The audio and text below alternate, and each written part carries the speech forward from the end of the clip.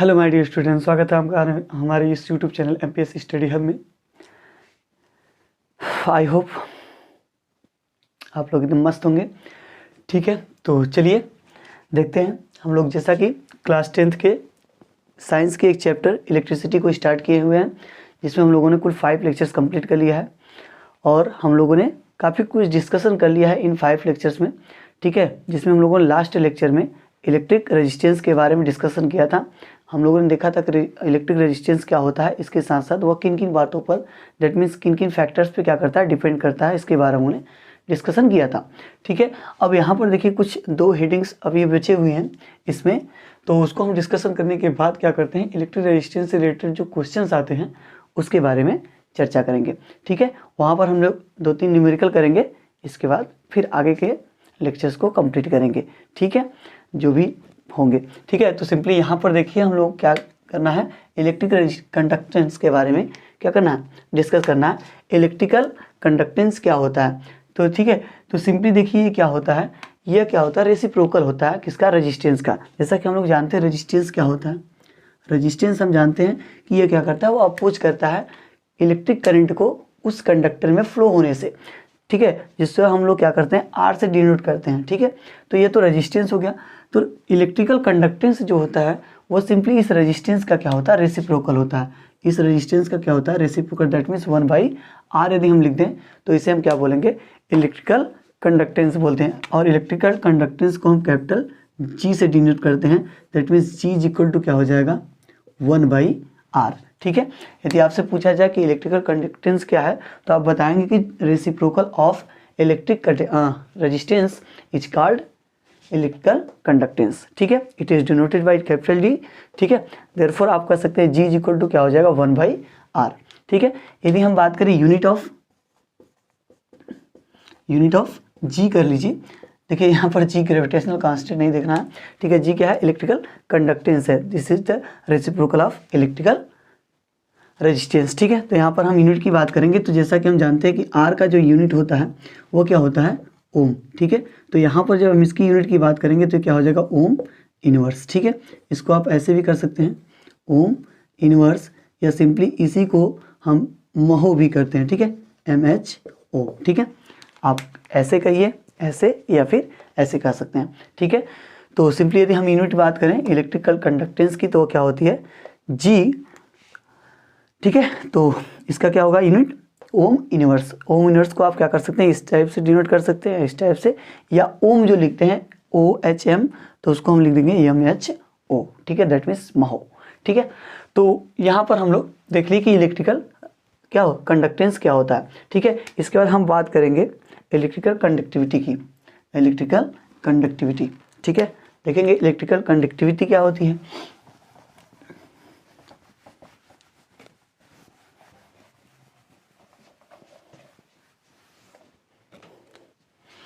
Electrical conductivity, ठीक है, देखिए हम लोगों ने रेजिस्टेंस देखा था, तो रेजिस्टेंस हम लोग देखे थे कि R इज इक्वल टू क्या था, रो इंटू L/A।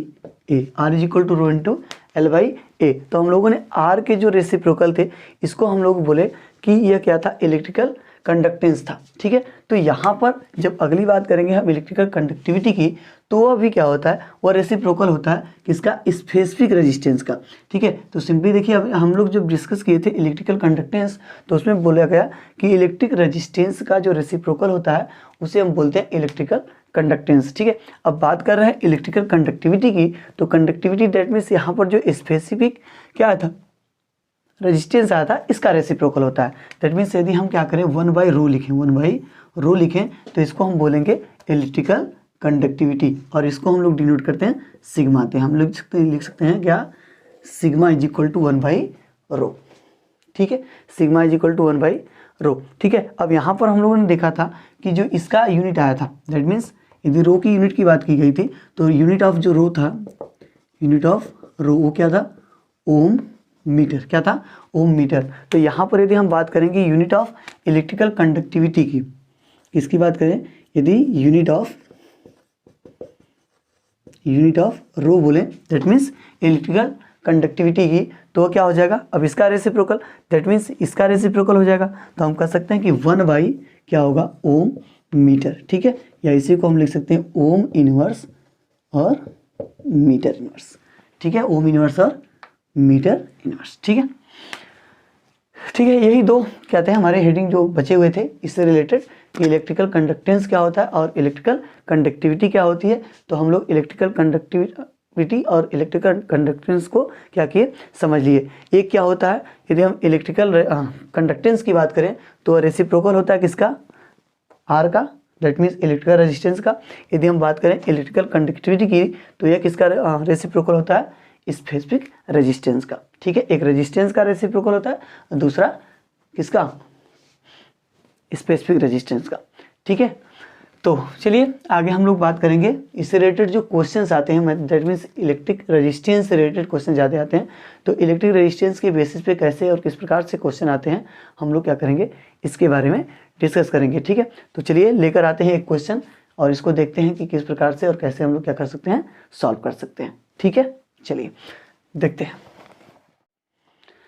चलिए देखिए यहाँ पर क्या क्वेश्चन कर रहा है, the length of copper wire is 100 metre and its radius is 1 mm।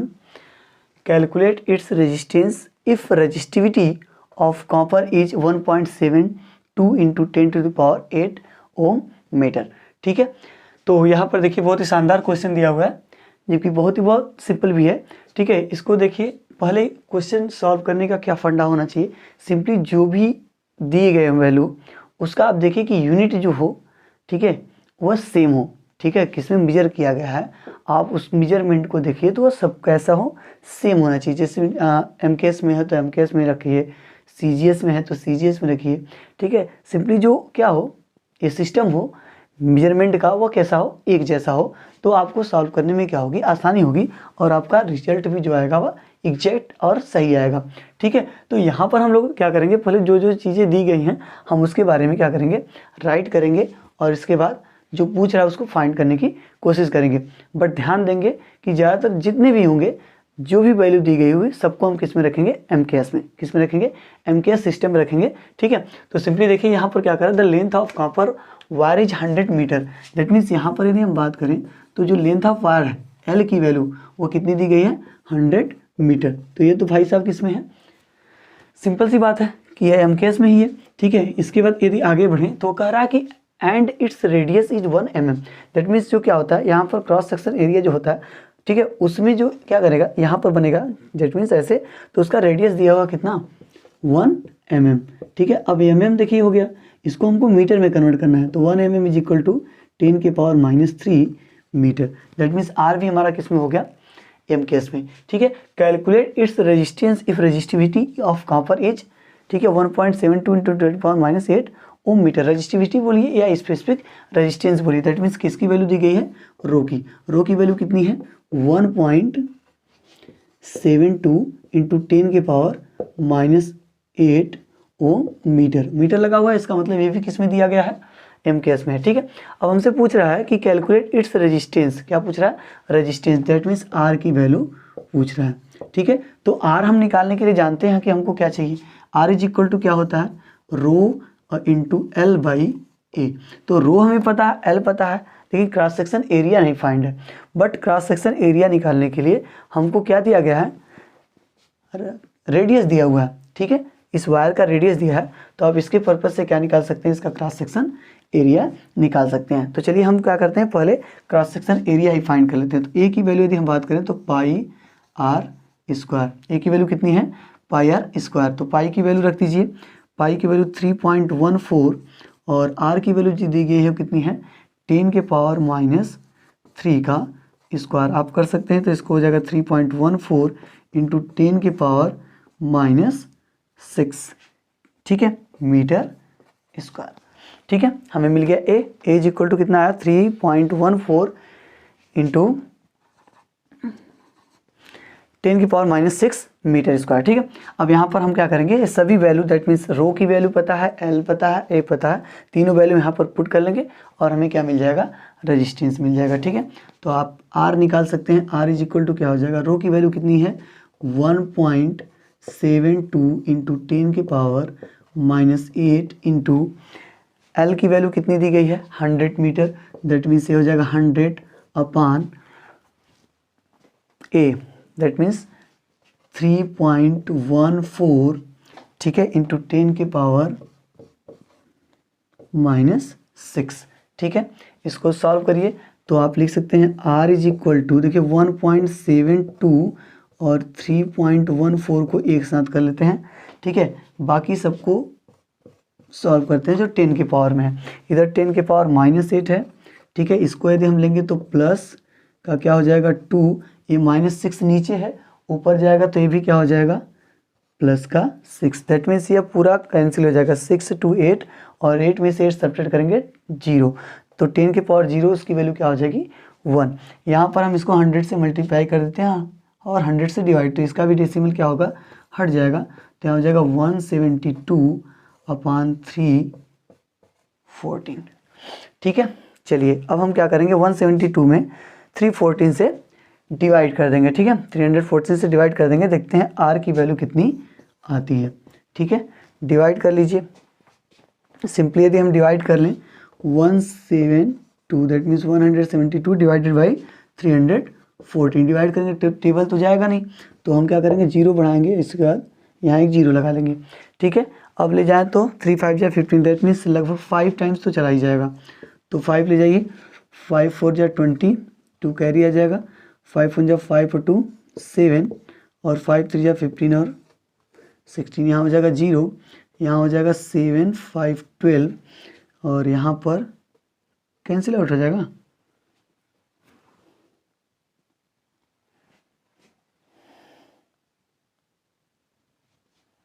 यहाँ पर कैरी नहीं लेगा ना 5, ठीक है। तो यहाँ पर कितना बच जाएगा अपना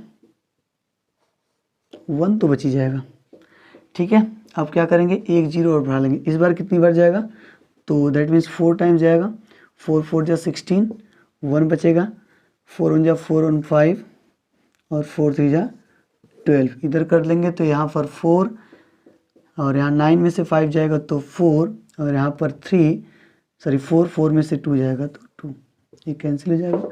फिर इधर कर लेंगे तो 3 8 जा तो 7 टाइम्स तो चला ही जाएगा, ठीक है। तो आप कह सकते हैं कितना आ जाएगा 0.547 ओम, या इसको राउंड ऑफ कर लेंगे और तो इसको लिख सकते हैं 0.55 ओम, ठीक है।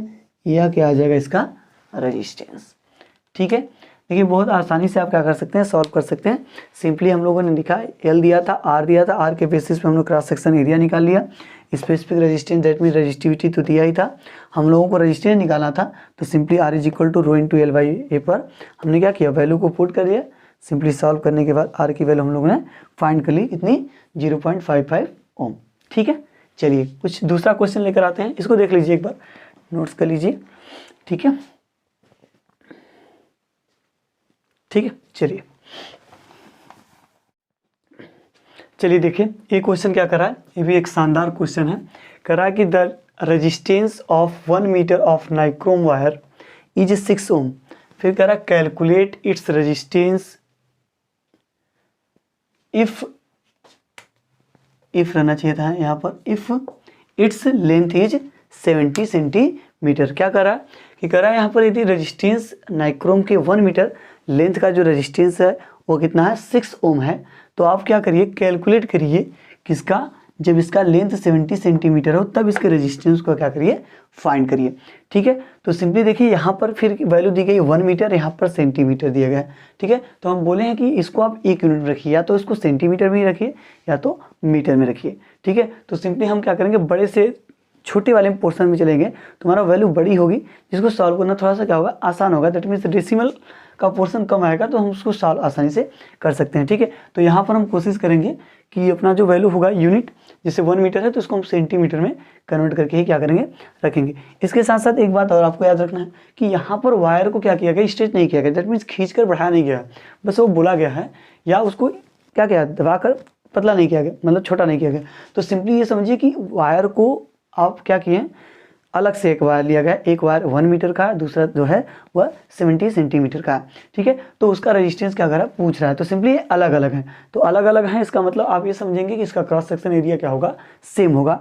और रजिस्टिविटी डेट मीन्स हम बताए थे क्या होता है, यदि आप किसी एक फिक्स मेटल्स का ले रहे हैं, किसी वायर का ले रहे हैं, तो उसका उसके लिए क्या होगा, सेम होगा। तो आप समझ सकते हैं कि यहाँ पर बाकी दोनों चीज़ें हैं, दैट मीन्स रजिस्टिविटी एंड इसके साथ साथ क्या बोल रहे हैं हम, क्रॉस सेक्शन एरिया, ये दोनों कैसे होंगे, सेम होंगे, ठीक है। तो यहाँ पर हम बात करेंगे केवल एल की, ठीक है। तो एल के केस में क्या बताया गया था, तो फर्स्ट ऑफ ऑल यदि हम सोल्यूशन की बात करें तो इसमें सिंपली हम करेंगे, मान लीजिए L1 की वैल्यू दी गई है कितनी, 1 मीटर, तो आप इस 1 मीटर को यदि सेंटीमीटर में कन्वर्ट करेंगे तो ये हो जाएगा 100 सेंटीमीटर, ठीक है। दैट मीन्स इस केस में जो R की वैल्यू है तो R1 कर लेते हैं 6 ओम है, ठीक है। अब कह रहा है कि भाई साहब इसको क्या करिए, आप इसका लेंथ कितना ले लीजिए, 70 सेंटीमीटर ले लीजिए, तो इस केस में जो R2 आएगा वो कितना आएगा, बोलिए। तो बताया गया था कि सिंपली यदि R क्या हो, वेरी कर रहा हो किसके बेसिस पे, यदि L की बात करेंगे तो L आप डिक्रीज करिए इंक्रीज करिए, तो L के इंक्रीज होने से उसका रेजिस्टेंस जो होता था वह इंक्रीज कर जाता था।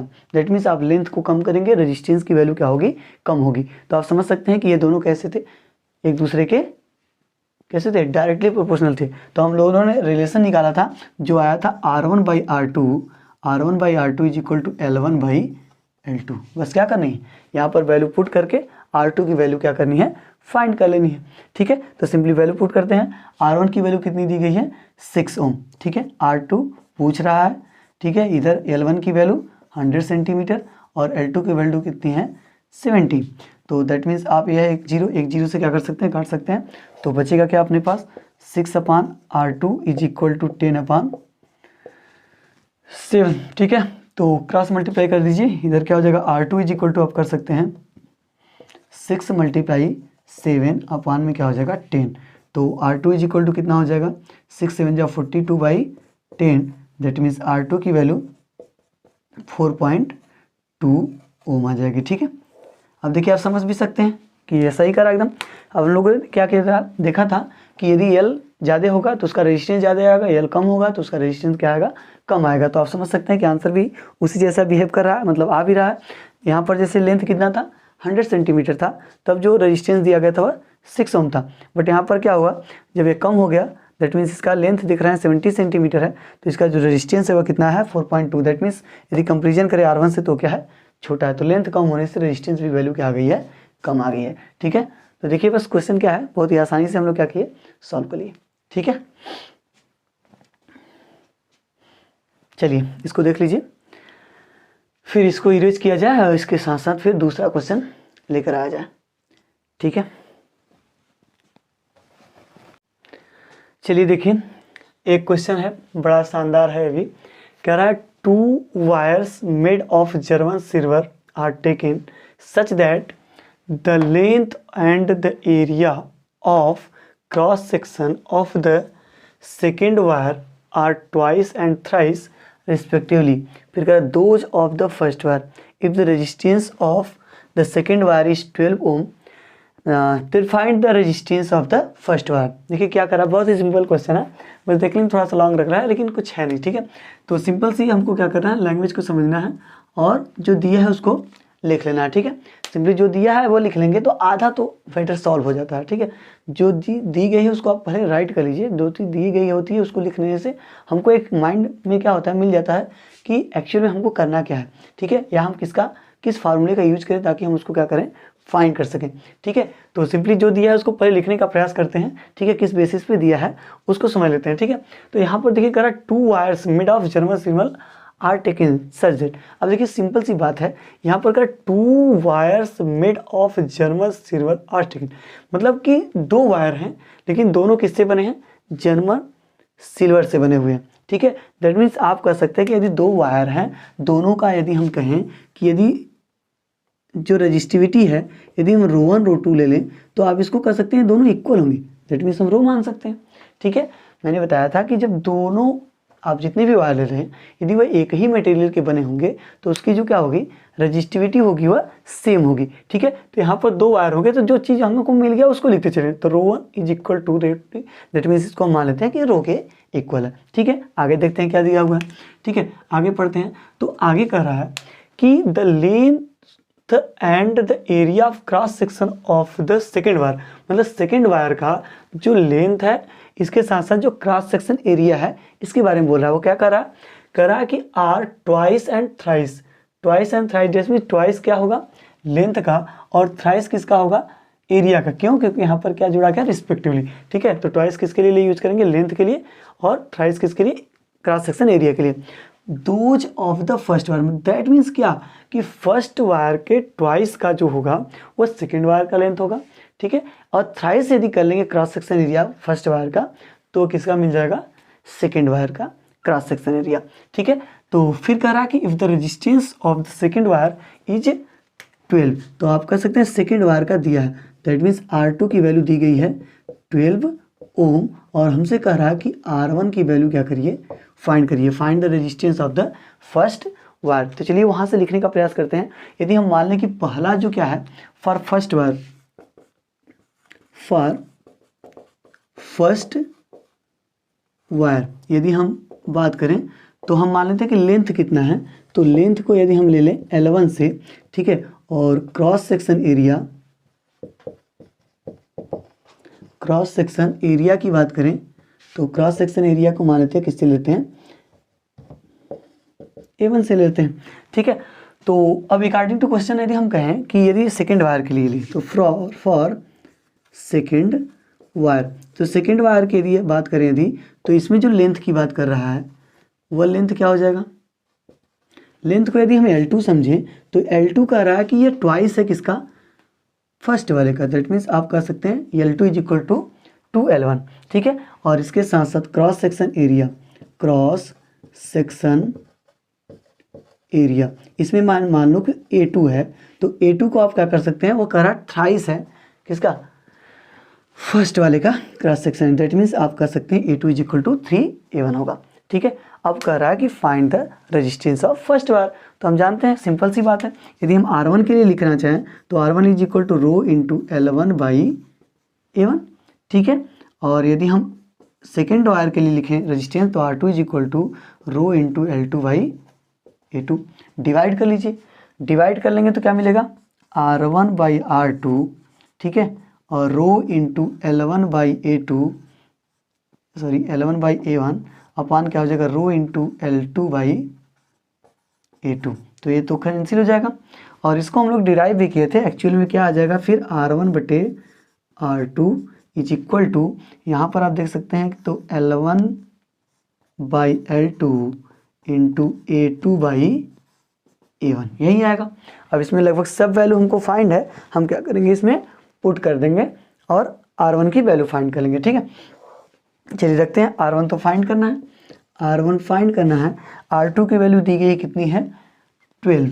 ठीक है, इज इक्वल टू, देखिए L1 की वैल्यू L1 के फॉर्म में रहने दीजिए, इसको बदल देते हैं L1 इसको रहने देते हैं, L2 इज इक्वल टू क्या है 2L1, दैट मीन्स यहाँ पर हो जाएगा 2L1। ठीक है, मल्टीप्लाई A2 को देखिए A2 कितना है 3A1 अपान इसको A1 ही रहने दीजिए। ठीक है, तो यहाँ से हम कर सकते हैं L1 से कैंसिल हो जाएगा, A1 से कैंसिल हो जाएगा, तो हमें मिल जाएगा R1 by 12 is equal to 3/2। 12 को उधर भेज दीजिए, तो R1 is equal to 3/2 into 12, 2 से डिवाइड करेंगे 2 × 2, 2 6 × 12, दैट मीन्स R1 की वैल्यू कितनी आ जाएगी 18 ओम। ठीक है, देखिए कितनी आसानी से हम लोग क्या किए फाइंड कर लिए। ठीक है, तो सिंपली हमको ये समझना है कि जो वैल्यू दी गई है उसके बेसिस पे आराम से पहले जो दिया है उस क्वेश्चन को आराम से बेसिकली क्या करेंगे पढ़ेंगे, उसमें जो जो चीज़ें दी गई हैं उसको लिखने का प्रयास करेंगे। ठीक है, लिख लेंगे तो उसके बाद हम लोग क्या करेंगे जब सॉल्व करेंगे तो उसको आसानी से क्या कर सकते हैं सॉल्व कर सकते हैं। ठीक है, तो सिंपली हम लोग क्वेश्चन के अकॉर्डिंग क्या किया इसको लिखा, इसके बाद फिर आगे यदि हम बात किए तो यहाँ पर सिंपली क्या था, इसमें हम लोग रिलेशन के आधार पे यहाँ पर वैल्यू फाइंड किए, फिर हम जानते हैं तो या तो हम सीधे डिवाइड करके देखें या सिंपली हम लोग ये फार्मूला डायरेक्ट यूज कर सकते हैं, जब एक ही क्या हो मटेरियल के क्या हो डिफरेंट टाइप के वायर हो, एक ही मटेरियल के बने हो। ठीक है, तो उस केस में R1 upon R2 is equal to L1 upon L2 into A2 upon A1 को हम यूज करके सॉल्व कर सकते हैं। ठीक है, चलिए देख लीजिए सिंपल है क्वेश्चन, ठीक है। तो मान लीजिएगा क्वेश्चन हम कुछ अपने से कुछ ऐसे देते हैं, सिंपली बनाते हैं, देखते हैं कैसा है, ठीक है। क्वेश्चन कई प्रकार से पूछा जा सकता है, ठीक है। चलिए देखते हैं कुछ अलग सा क्वेश्चन क्या हो सकता है।